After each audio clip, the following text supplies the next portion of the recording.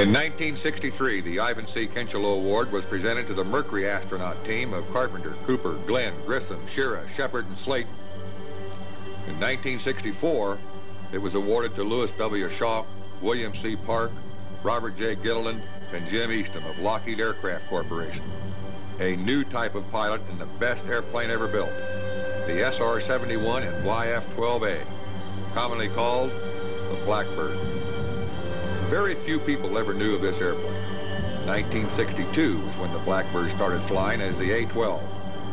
The Ivan C. Kincheloe Award is presented by the Society of Experimental Test Pilots. The test pilots knew they would fly this aircraft to the edge of space at speeds that could outrace a bullet. The Blackbirds were flying. For over 25 years, the skies of the world were explored at new heights and speeds which are still not revealed by our government. This aircraft broke all speed and altitude records in one day and could photograph with amazing clarity any worldwide situation that required intelligence to assist in making diplomatic and military decisions. The majority of our population did not realize such an aircraft existed. Without a doubt, the finest aircraft ever built and flown by the finest pilots this country could find. Truly, this was one of our greatest instruments of peace. Colonel Thomas H. Smith, Executive Director of the Society of Experimental Test Pilots, formerly Chief Test Pilot, former Commander, Advanced Systems Project, which made the Blackbird fly and move into the Air Force inventory. This is a part of Kelly's imagination that's come to life. He had this idea, and along with a group of engineers, he took it from a drawing on a napkin in a meeting in Washington to the final aircraft that has set so many of the world speed records now and so many other records that it's unbelievable. He said, I have this concept for a new airplane, and took a napkin and drew this long silhouette of a dagger-like aircraft and said, this is what I want to build, and I can do it in such and such a period of time. And he got his funding and proceeded to do just that in record time, and everything on the airplane is new. From the concept itself to the paint that covers it, had to be invented to fly above Mach 3. The titanium castings, and I believe the landing gear titanium castings were the largest that had ever been made up to that time. Perhaps there are some larger ones now, but at that time I understand they were the largest pieces of titanium that had ever been cast. As you can see from the design, it looks different than every other airplane, and everything in it is different than every other airplane. From the fact that the oil is a solid at room temperature to the fact that it's got paint that doesn't burn off at hundreds of degrees while you're going through faster than a 30-06 bullet. In fact, you go about 1.5 times as fast as a 30-06 bullet when it comes out of the muzzle of the gun. The concept, as far as the airplane goes, include the fact that it has a chine that runs from the nose all the way down here, right into the engine nacelle, and you can see right on the far side of the engine the chine continues back and blends into the wing, and which adds, of course, to the stability of the aircraft. You'll notice that these two pointy objects here we call spikes that are in the inlet. And as your Mach increases, or your speed increases, this spike drops down, back down into the engine several feet. And when it does, it changes the capture area, or the amount of air that can go into the inlet. Up at Mach, up above Mach 1, what this does is positions the shock wave right in front of the face of the compressor so that all the air has gone through a shock wave and is now subsonic air. Of course, that increases the temperature of the air considerably. And the air going into the engine after it goes through the shock wave is probably as hot as the exhaust coming out of many other engines, but it's shocked down to a certain temperature, it becomes subsonic, and then it goes through the engine where fuel is added to it, of course, and it's burned and comes out the exhaust supersonic again. It has some very special designs here in the engine itself, and as much as it bleeds some of the air past the engine for cooling. And it's very innovative. It's something that to this day is not used on many other jet engines. The aircraft has a big fuel tank. You know, the whole fuselage is practically fuel, plus some fuel out in the wings. And tank sealant was a very big problem. When you're up at that temperature and your tanks are subject to that temperature, fuel will tend to leak out. Well, they developed, one of the biggest developments for the airplane is the sealant that goes into the fuel tanks. The fact that it will seal up at that high temperature range. On the ground, you have to wear a raincoat under the airplane because it just dumps fuel out. But once you get up and you're up to speed, why, it seals up pretty well. In fact, when you're refueling behind a tanker, sometimes the boom operators can tell before you can when you're just about full, because they see it start seeping out the top of the various tanks, and they say, well, he's about filled up, ready to roll out there. So it does leak out, and that's why the airplanes are not rebuilt, but completely taken apart and rehabbed after so much hot time. And hot time is time up at high Mach numbers where the airplane does heat up to very high temperatures. A normal flight profile is to take off with a little over half a aircraft full of fuel, you know, half load of fuel. Go up, fill up on a tanker, and you refuel between 20 and 30,000 feet. Fill the airplane to capacity, and then start your acceleration out, going supersonic approximately 30,000 feet, and then accelerating on out, a gradual cruise climb up to Mach 3, which comes in the 60 to 70,000 foot range, and then continuing a cruise climb at that point. And the airplane, the engines never come out afterburner. They're in afterburner all the time. You just throttle them back. They have various settings as you move back on the afterburner. And when you're at the end of your run, or your end of your hour or so going supersonic, then your engines are just barely in the afterburner range. If you went up any further with the throttles, you would exceed the limits on the airplane. The only thing that limits this airplane is the materials it's made out of, the oil, the hydraulic fluid, the lines that carry this to the various parts of the airplane. Your fuel in there, of course, is boiling joyously all while this is going, and it acts as a heat sink. A typical mission the aircraft would be to take off, say here at Palmdale, with a fairly full load of fuel, and make a swing to the north, turning right just north of Salt Lake City, staying away from all the large cities, then over to just swing around to the east of Denver, down cut between Albuquerque and El Paso, and back into this area, which would take approximately an hour and 15, 20 minutes. Drop down, refuel with the tanker, accelerate back out, again making the big circle route back into the area, starting the descent just the other side of the Colorado River, and you would be flying above Mach 3 and above 80,000 feet. At this point, the engines would come out of afterburner, which is the first step in your descent, and you would let your airspeed or Mach number bleed off gradually to put you down into the Edwards control area, which is a large area above Edwards Air Force Base, in the range of 45 to 55,000 feet. And then you'd make a big turn as you gradually decelerated right into Edwards control area. And then, of course, back into Palmdale with a couple practice approaches, and then a full stop landing. Now that's a typical flight test profile, where you would be testing not only the components on the airplane, but various parts of the airplane. You may be doing some fuel specifics. You're probably running 10 or 12 minor test programs along with your main mission. The first The first model of the SR, or the A-12 it was called then, was a single-seat aircraft and was first flown by Lou Schock in April of 1962. And then it developed into a two-place aircraft with the pilot in the front, and then we had what we called the RSO in the back seat, and that stands for Reconnaissance Systems Operator.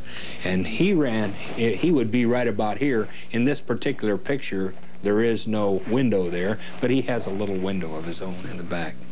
This is what came off the napkin, the way I understand it, at least the basic shape and the basic design. I don't think that they had all the ideas put together when they started to build it. It kind of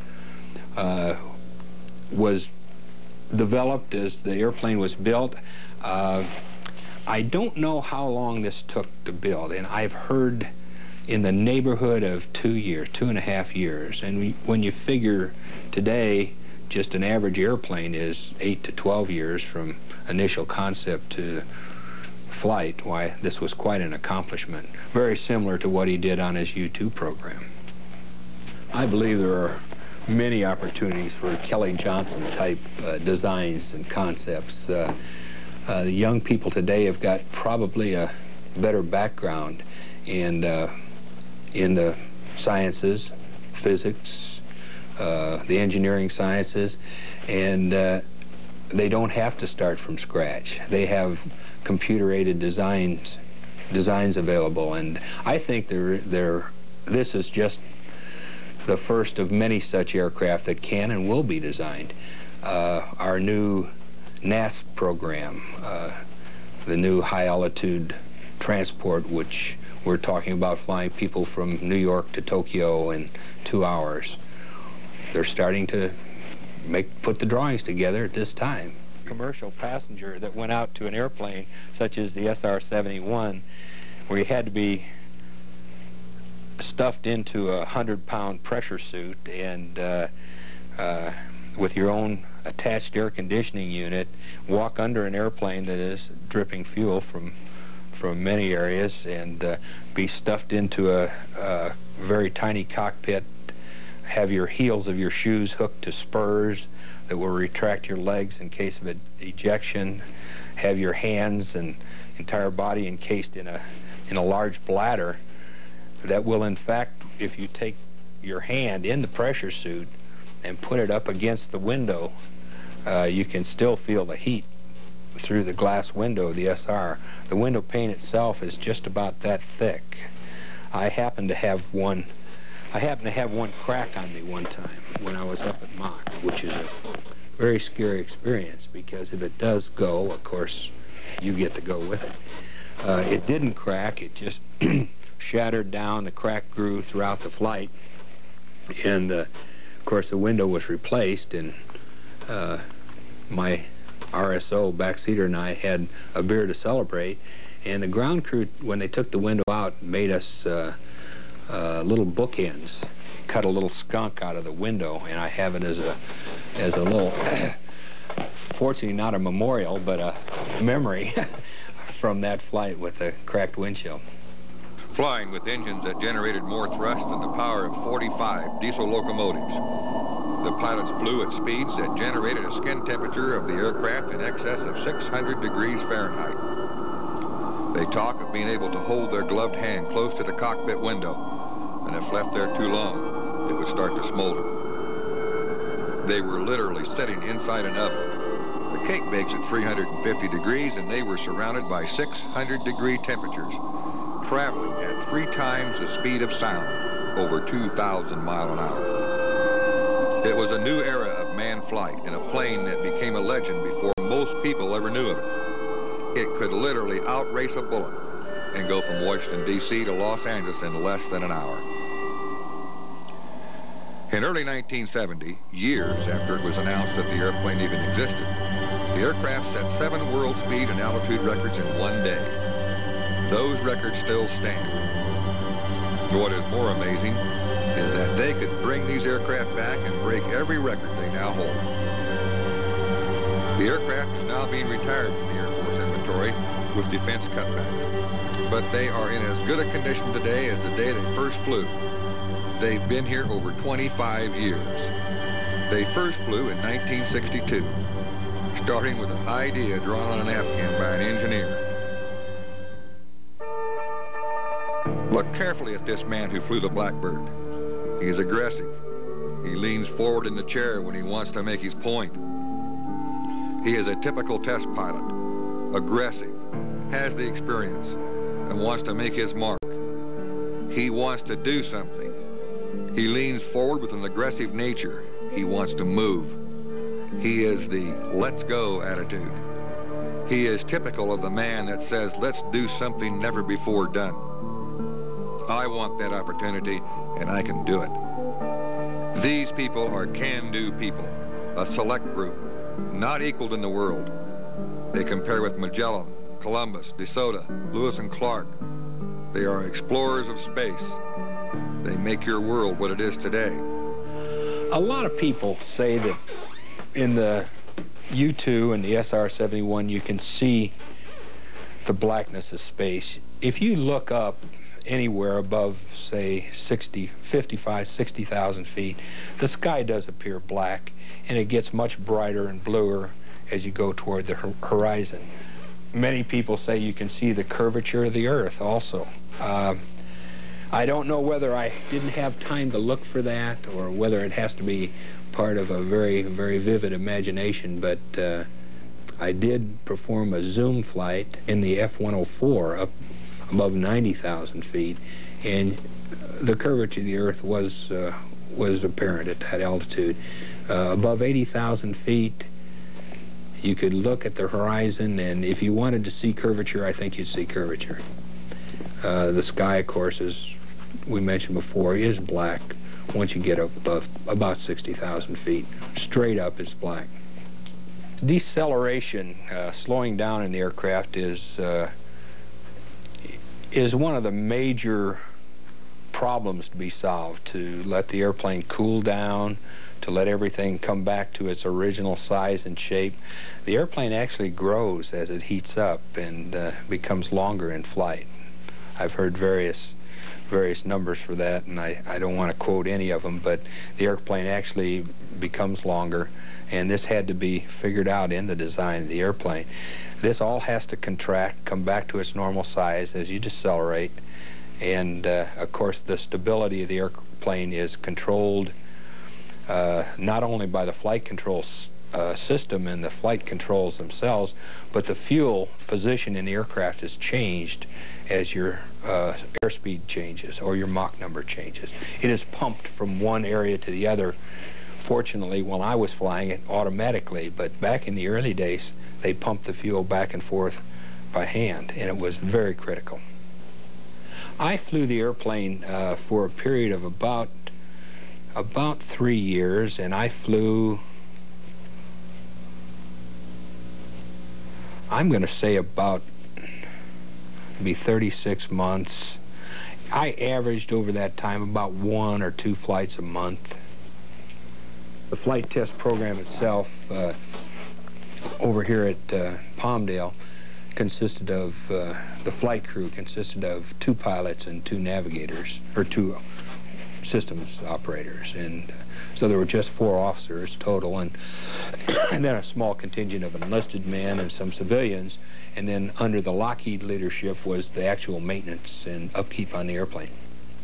The airplane tends to announce its arrival over an area pretty drastically. It has a double shock wave. If you ever hear, similar to the space shuttle, it'll have a boom-boom type shock wave, and because there are actually 2 major shocks that come off the aircraft, and it will trail behind the aircraft a number of miles depending on your altitude.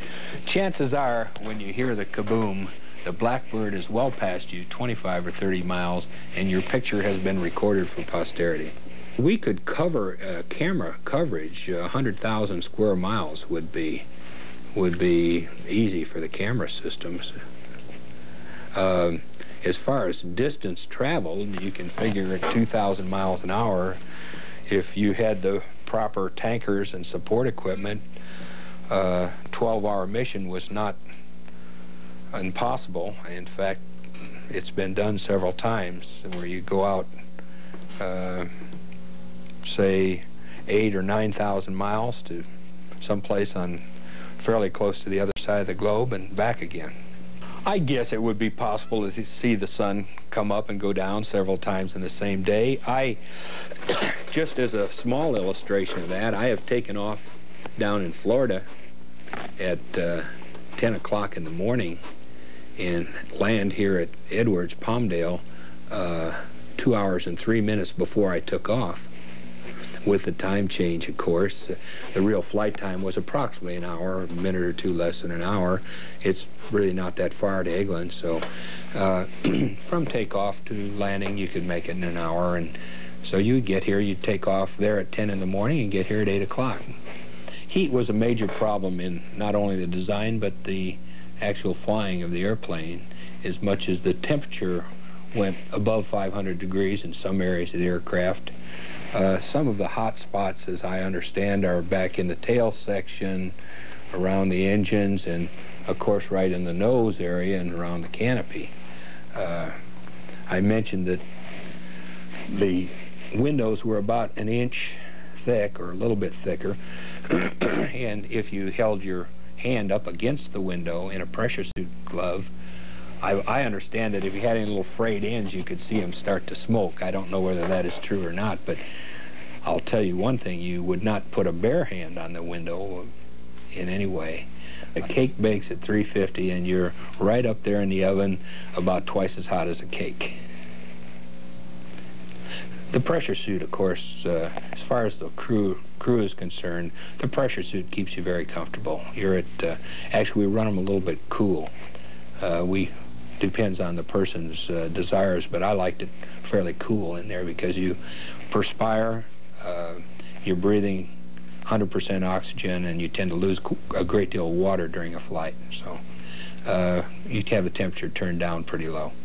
You would cross the length of a football field in less than a blink of an eye, and I'm trying to get some perspective. I recall flying at night one time, and when you're up above 80,000 feet and you're going that fast, you're in your own little world in the cockpit. When you see a city such as Dallas, as large as Dallas and Fort Worth, are two big lighted areas, and they move past the airplane, actually see them move past the airplane, you realize that you're going very, very fast. We don't fly formation in the SR-71 up at Mach 3. If you can imagine firing 2 rifle bullets and trying to get them to go in formation down at a target, you know, that's exactly what you'd have to do. We had a program that I can remember where we flew an SR-71 in opposite directions with another SR-71 to measure certain things. And our hardest problem was getting them both to pass over the same area at the same time. Although we were coordinated, we were talking to each other, we were talking to the radar controllers, we were talking to various controlling agencies, it was next to impossible to get us over the same point on the ground at the same time. Again, firing 2 rifle bullets at the far end of the stadium so they would pass over the 50-yard line at the same time would be very difficult. You'd have to be extremely good to do that. 80,000 feet is the optimum altitude for any air-breathing airplane that we can conceive today that I know of. Perhaps there are some designs that will burn air that is even thinner than what little there is at 80,000 feet. When you figure that for all practical purposes in the neighborhood of 60,000 feet is an atmosphere that is considered space, similar to that on the surface of the moon. Oh, a lot of people are very curious about how you take care of your human functions while you're flying at Mach 3 and in a pressure suit. The way we ate, we had tubes of food with it looked like a large tube of toothpaste, about 8 or 9 inches long, and you would screw a little tube onto the end of it, which would break a seal, and that tube was about 3 to 4 inches long. And you would stick it through a small hole in the faceplate into your mouth, if you're lucky, into your mouth, and then you would squeeze the tube and the food would come out. Now we had various foods, apricots I remember, beef and gravy I remember, applesauce, which was the one I liked. And this was the same way we ate in the U-2 in the pressure suits. If you ever missed with your little tube and you got a piece of beef and gravy on your nose and you still had 2 or 3 hours to fly, you were very poorly placed, let me tell you. As far as the other functions, we wore a relief tube actually attached to the pilot that ran down into a plastic bottle inserted in the leg of the pressure suit. They flew dressed in their own life support systems with their feet fitted into the stirrups of an emergency escape system that could operate above 100,000 feet in case of any malfunction. One version of the aircraft was the YF-12, which could successfully launch a missile. Some of the pictures and some of the reconnaissance material that they brought back would be put on the wire and in the proper hands within a matter of hours. So if the birds were standing alert and answers to a question were needed in Washington in 4 hours, the SR-71 was a thing that could get the job done. The aircraft regularly flew missions over North Vietnam. It provided intelligence to the State Department and the military in many other regions. Some say it was shot at over 10,000 times. It flew over the Middle East, China, and in 1982, it was the supplier of photos showing Soviet MiG fighters in Nicaragua that touched off the international dispute. It may well have been the straw that broke the bear's back.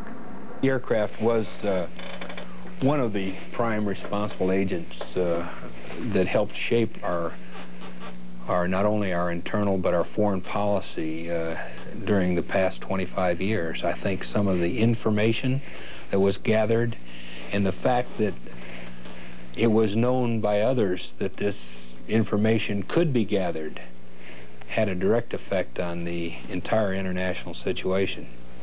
The first time I saw the SR-71, I think it was the SR-71, I was flying a high-altitude reconnaissance version of the B-57D. And I was flying out over Utah, and I saw or heard something accelerate. I guess it was a contrail, and with a speck at the end of it, which was undoubtedly one version of the SR-71 in its early days, and I thought for sure that it was a missile. I did not believe that an airplane could fly to that altitude and that height, because I was flying a high-altitude reconnaissance airplane at the time. So when I first saw the airplane up close and finally got my hands on it, which I'd wanted to do for many years, I was in the later phases of the program. I didn't fly the SR until 1973.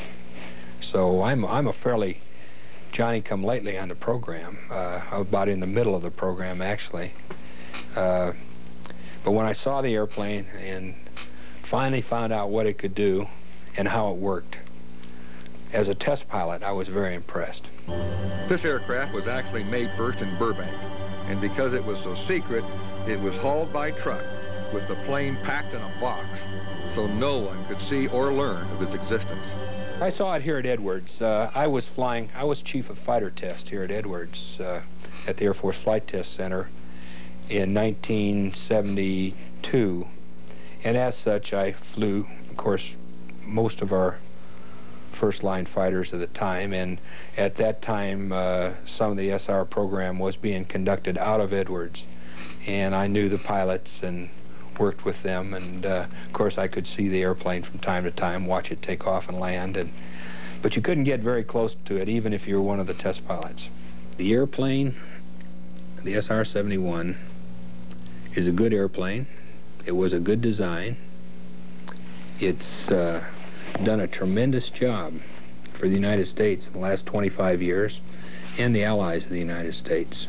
They use the data too, I believe. I think that if anyone ever got a chance to fly it, they should have taken it, which I did. And it's too bad that we can't give our young people, our young up-and-coming engineers, scientists, future astronauts, a ride in something like the SR-71 to get them on their way, because it would make a believer in them of what science, engineering, and the flight test field can contribute to the good of the United States. They brought them in from the Cold War. They retired them. On the 6th of March, 1990, the last Blackbird left their California home to park forever in the Smithsonian Institute.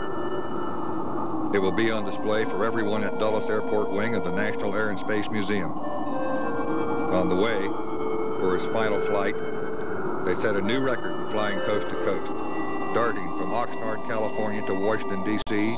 in 68 minutes and 17 seconds. The old record was 3 hours and 38 minutes. They beat that old record by 150 minutes. This was one of the few public displays of the aircraft. It is still considered a top secret project. The Air Force won't even say how many of them there were. It remains the fastest and highest flying aircraft in the world. It is the best airplane ever built, and she retires a winner.